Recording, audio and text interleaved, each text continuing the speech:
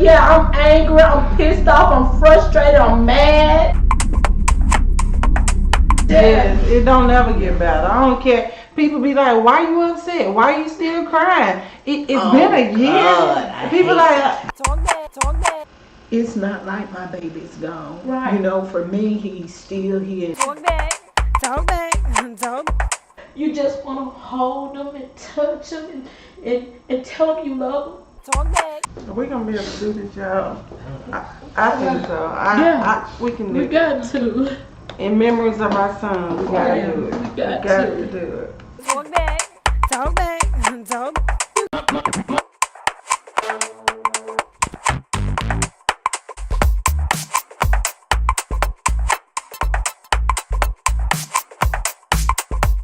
Welcome to Talk Back. Today we are having an in-depth, heartfelt discussion with three mothers who lost their sons, and they're discussing how they're moving forward. Our very own Shauna D is sitting on the couch today with our guest as another guest. And we will have a guest co-host today with us, Darius Mr. D. Lewis. Today we're interviewing with Sunita Manson, with April Watson, and Shauna D.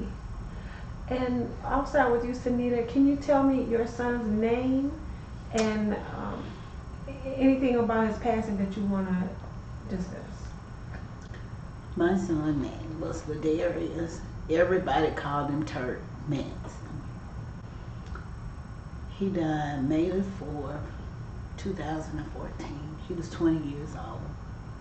And just the absolute joy of my life. And I miss him. Thank you for being here today, Sunita. You're welcome. April? My son name is Caleb Watson. He was 21 when he passed. He collapsed playing basketball. He was my best friend. Not just my son, but my best friend. Would light up a room, walk in a room, and you can feel his presence right there. You knew he was in a room. His smile within itself lit up the room. So, I mean, I miss him. I miss him a lot. My son name is Tevin. They called him Timo Gotti. He was 26 when he passed. He died from complications of leukemia, which he had been battling for 3 years. My son was so handsome. He was athletic. He was goofy, just like me. He was so silly and so full of life. You know, he just did not meet a stranger. He was the kind, we'd be riding down the street as a little boy. He'd be like, hey, you don't know me, but hey. He would do that passing by everybody. I know you don't know me, but hey. I'd be like, boy, you stop doing that. You can't wave to everybody. But he was just so full of life and the absolute joy of my whole entire family life. And it's been 14 long months. 14 of the most difficult months of my life. I miss him. Well, thank you, ladies, for coming on Talk Back and keeping your son's memories alive. For sure. And encouraging other women. It's not like my baby's gone. Right. You know, for me, he's still here and he played football. And that's why he I was, said he was important. Exactly. So, he lives through me. Yes. Even when I get on the stage, I can feel his presence. Yes. Because we shared the stage together many times. And it was just a blessing just to share the stage with him. Absolutely. And the last time before he left, before he passed, I shared the stage with him. And he told me how proud he was as a son to Mama. He said, Mama, I'm so proud of you. So I want him to continue living through me. Exactly. Exactly. You know? Yeah, he's not physically here, but he's here. I do know that. Always. But you just want to hold them and touch them and tell them you love them. You want to hear them snore and The things sing that around the house. That's right. The things that got on you don't take it for granted anymore. No. You know, that snore, I used to say, boy, stop all that snore. Now I would give anything. My boy was a jokester. He would be outside scratching on the window. I would say, who is that scratching on the window? He'll say, it's the bear. You know, and I said, bear, you better get back because I'm finna put some lead. He would run in the house and say, Mama, you thought it was a bear? I said, yeah, really, a talking bear turkey. My son loved to sing, and he was like, Mama, I got a song. Now I need you to sing the soprano right. And he's a bass tenor, so he gonna try to teach me the soprano part. I said, well, you just sing and let me find my note. So I loved it when he sung around the house. And he also was a joker, loved to play tricks on me and everything. Mine too. My son used to walk up on me and lick me. And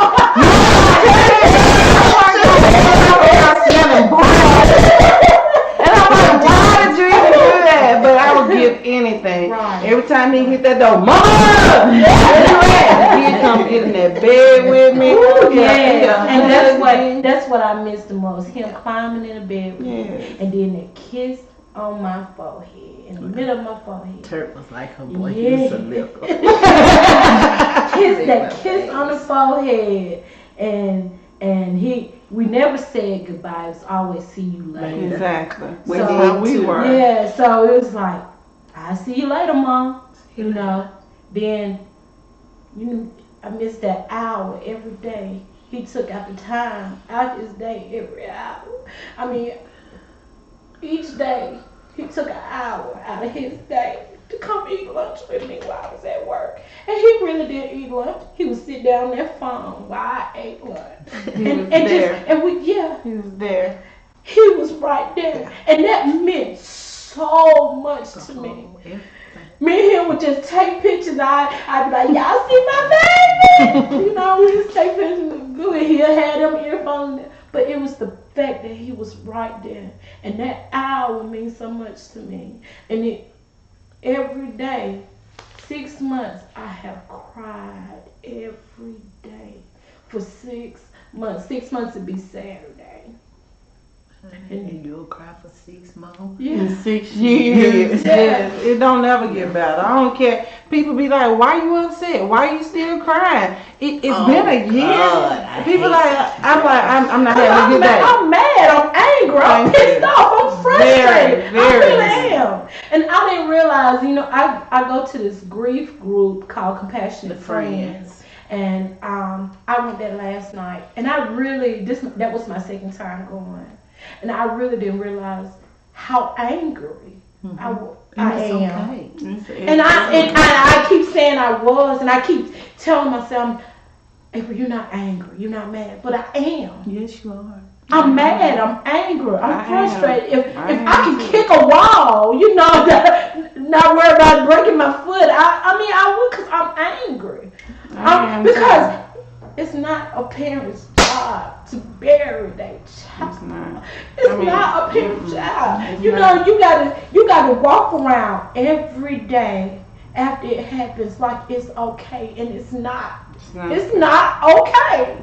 No. You gotta go on with everyday life.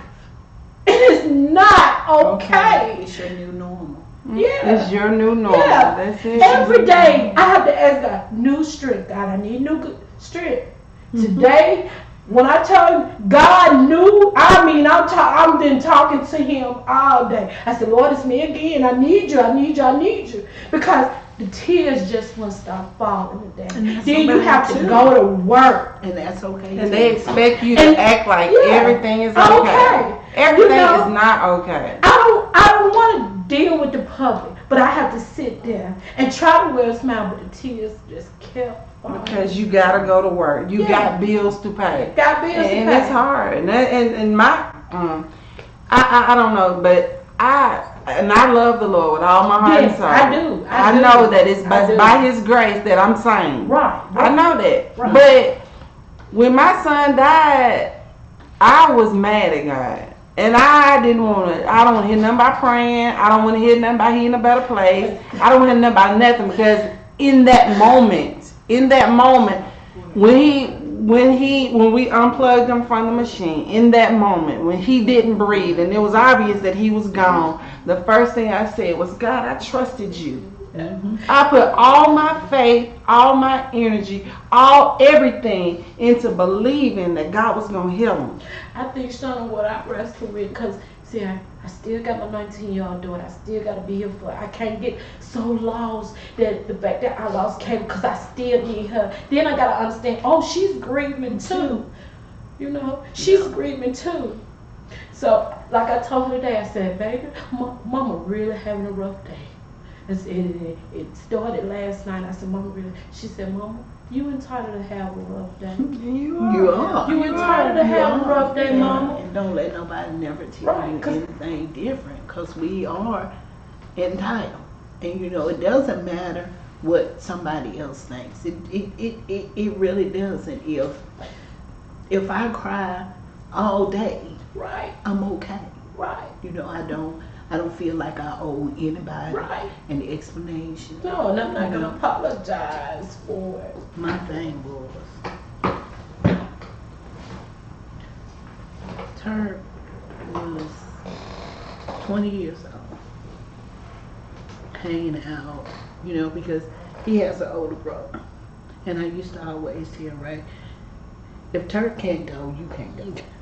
You know, so don't ask me if you're doing something and Turk can't go, then you stay home with him, blah, blah, blah, you know. So he was hanging out with the big boys really before he was supposed to, because they all knew. Ain't no point in asking if Ray could go if Turk can't go. So I say all that to say, you know, he was out hanging out in the clubs and running girls and whatever else they were doing. He went to church. He went to church. He left church. And he got killed.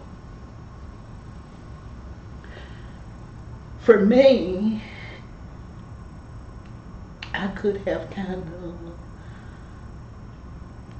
maybe, you know, just kind of say, well, he shouldn't have been drinking, or he shouldn't have been out that late. But he came from church. Right. He chose to go to church that day. The last place he went to the altar. God seen it. But you took my baby. You took my baby. After he goes to church to worship you, you know, for me, that was so hard. Yeah. Because he could have been anywhere. You know, and when I sit here and I listen to y'all and I think, wow, boys, they wasn't robbing, they wasn't raping, they wasn't killing nobody. And not that I want nobody's children to die. No, but you asked that question. Children. Why not anybody else's child? You know, not mine. And I said, God, not mine. Not mine. Caleb? I said, God, for real, Caleb? Caleb, God, God of all children, mine?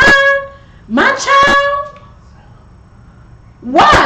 I said, God, have you forsaken me? What did I do to deserve this? What did I do to deserve for you to take my baby away from me? I'm grieving. I miss my son. Now, how do you get through the first holiday? I gotta go through the first Thanksgiving without him. His birthday. Now I gotta go through his birthday. On the 16th of December, then turn around, that's Christmas. The week after. How do I get through those things? You know what what you do. You do the best you can do. You ask God for strength. Don't even start out with the day. Don't even start out with a minute. Just say, Lord, let me make it to the next second. If that's what I did. And second by second, you call me, you call Shauna, you call people who know where you at. Right. Because first of all, it is hard for somebody to understand that ain't been here. You know, when you go home every day and you look at your children, all of them, and you come to me and you say, I know how you feel. No, you don't. Don't say that to me. And you don't want to know how you don't want to know. You don't wish to know. And that's what I was sharing with somebody today. You don't want to know what I feel. Here it is. That I have to sit here. I'm at work. I have to look at people's face, and then because I want to be, sometimes you don't want to be bothered. Right. You want to isolate yourself here. Here I am. I'm at work, and things going on, but I'm numb. I'm numb. I don't want to be. Every time somebody asks me something, it's like I don't care. It's like I don't care. I don't want to be here. And then sometimes my boss act like he has a I don't give a attitude, but he don't have kids. You know what I'm saying? So you expect me to be on top of my game. Right. You expect me to perform. You expect me when I really just want to tell all y'all to go to hell. Right. I mean, I'm just saying, to be honest, you don't know how I feel. You don't know that it took everything that I had in me just to get up, just to get out the bed. You don't understand how you want me to be extra. You want me to be the best in the company. I don't care about this company right now. All I care about is I miss my son. And at the end of the day, even though everybody, he's in a better place, he's not suffering, or what, I don't care about that. Right. At the end of the day, you don't he's not coming through that door. And that's all that I can't get past. And I used to tell people, I even said, what if I would have invited him to dinner that night with us, with the cast member? I said, what if I would have? I said, Lord, but it was his time. That's all I He had an appointment to keep. But because you do that. I mean, you what if? Right. You can what if, and it will drive you crazy. Right. I'm like, what if I had been to the hospital when my son first went? What if, and when my son first went to the hospital, he couldn't talk. He was looking, but he could not speak. He was looking around the room. He could not walk on his own. I couldn't see him like that. And God knew that. He protected me from that. Because if I had seen my son doing that, I could just see myself losing it. Yeah. And I think the way Caleb, that I wasn't there when he collapsed. So God knew that I wouldn't have been able to handle that. Mm-hmm. I had just got finished talking to him on the phone, probably about 30 minutes. Mm-hmm. Just got finished talking to him. 30 minutes ago. Just telling him, I busted him by being at that gym. I said, boy, you're not supposed to be at the gym. Then I turned around and said, I love you. Now come on home. He said, I'm on my way. We fast, but we always get I love you in there. Well, you make some stupid decisions, but I love you. Why are you coming to the house? Smoke weed. I know you've been smoking, but he didn't make it no secret that he was smoking. But you smell just like skunk. Boy, you stinking up this whole house. But come on, give me a hug. And then I go, oh, I gotta get out these clothes. You stink. I see. I used to fuss at Caleb about it because when I found out about it, he actually didn't want me to find out, and I kind of walked outside, and I said, what are you doing? And then, he was like, Mom. Jeez. I'm like, Caleb. I said, Caleb, why Caleb? when I found out he was smoking weed. I was upset at first, but then I was upset at first, but I mean, I soon got over that. Right, If that's all you doing, Yeah. and you know, my son was in so much pain. You know what I'm saying? My son muscles would cramp up, and he had knots on them. He was in a lot of pain because he wasn't taking that medicine. And so, if smoking weed makes you feel better, because I don't know how you feeling in your body. You know, if that makes you feel better, if that makes you cope with the fact that you 26 years old, he got diagnosed when he was 23. 23, 24, 25, whatever, 3.5 years, I think he was 24. If that makes you deal with the fact that you have cancer, You know, when his 21st birthday came, I cried. I just cried because he had told me, he said, Mama, when I turned 21, I'm going to get my whole paycheck, I'm going to get $1 bills. And I was like, what? Well, $1. How you get it home? $1 bills. And he said, yeah, Mama. How old was he when he said it? He was like 19. Yeah, that's a normal. And I was like, and he said, well, and then you save $100 of your money. I said, this going all the way left. Yeah. So he was like, and see, Mom, when I get all the moons, I'm going to the Magic City. I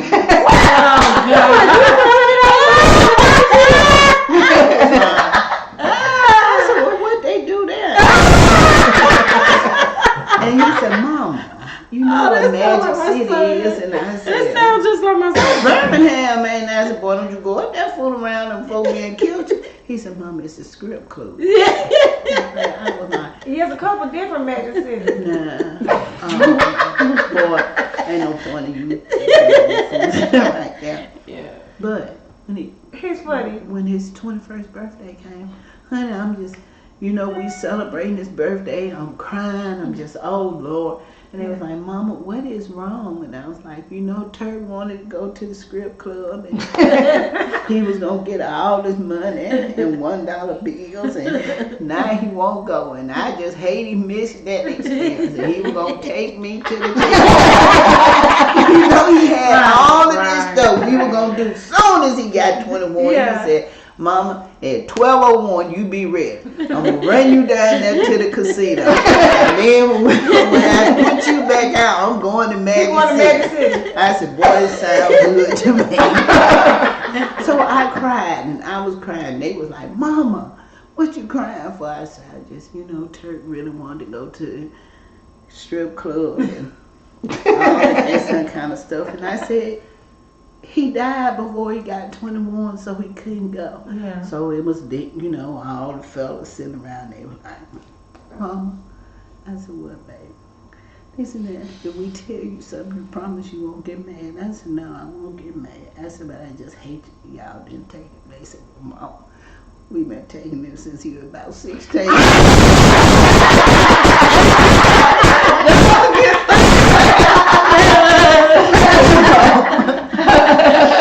That was a good one, right? And I was like, how was y'all doing that? You know, so I thought, well, they such good children that they, you know, that they would tell Mama a story. And I said, well, I appreciate that. And so I got to looking down at my phone and pictures started coming through. They had actually been taken. Oh, you thought they was making it up? Yes, I thought they was just saying that to make me feel better. But they had actually